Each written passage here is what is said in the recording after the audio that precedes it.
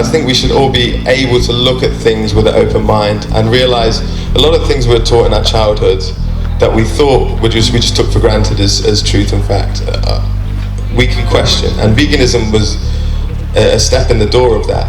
We have to get this close. We have to get this close to the animals before their death, so that we can gain the sympathy and the conviction to do more, to spread the word out there, to raise awareness, to educate.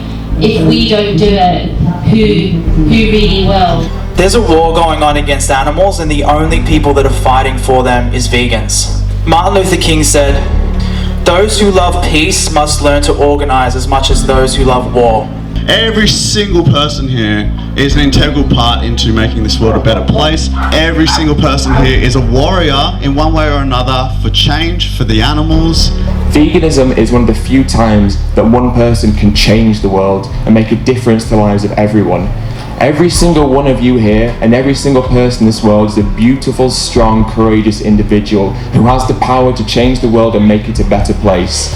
But the reason I focus on the animal message so much is because animals are so innocent. Like, they have done literally nothing wrong to us. Everyone else has got a different perspective, but ultimately my aim is to try and inspire the most positive progression of this movement. We're all here today because instead of choosing to be a victim of culture, we decided to live ethically instead. Impact feels amazing. Activism feels better than veganism. Effective activism removes all of the hopelessness. Each and every one of you has a set of skills, of qualities that you can use to be a strong advocate and a strong activist for the animals. Every single one of us has a moral obligation. Now, people tell me that veganism is the moral baseline, but I don't believe that to be true. I think vegan activism is the moral baseline. The person that you speak to, that one conversation you have with somebody, you might change their life forever, and they might change someone's life, and that next person might inspire 10 million people. As a human being, they already know that they desire a life of freedom and justice and a life without slavery and suffering. We know that as a human. So you need to speak to that compassion in them. You need to put them in the animal's position. If you see it firsthand, the impact that you're making, it removes all of that doubt. But the third option the man has is he says, I see what you are doing is wrong and immoral, and not only will I not participate, but I'm actively going to step in and stop you from beating that dog.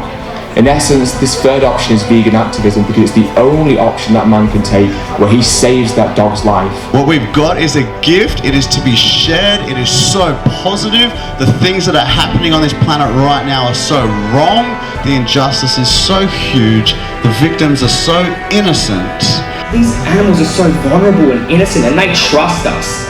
They trust us, and we're their guardians, and we chuck them in a gas chamber and chop them up into pieces. We betray them on every level. The animal rights movement is not defined by individuals, it's defined by the community we build together, by unifying our voices and standing strong and working together to achieve that vegan world. They might get upset and offended because you question their personal choice to exploit and kill others. But when you consider the real victims, the fact that there are animals queuing up to be systematically killed all around the world who are there because they paid for it, you realise it has to end. We should all strive to do everything we can to be a strong voice, a strong advocate, and ultimately a strong activist for the vegan message. So the truth doesn't need to be defended. It's like a lion. You set it free and it will defend itself. Okay? So you've got the truth on your side. Alright? Activism isn't always fun. People don't like hearing that their lifestyle is selfish and violent. They don't want to know because they're happy and they're comfortable with things staying just as they are.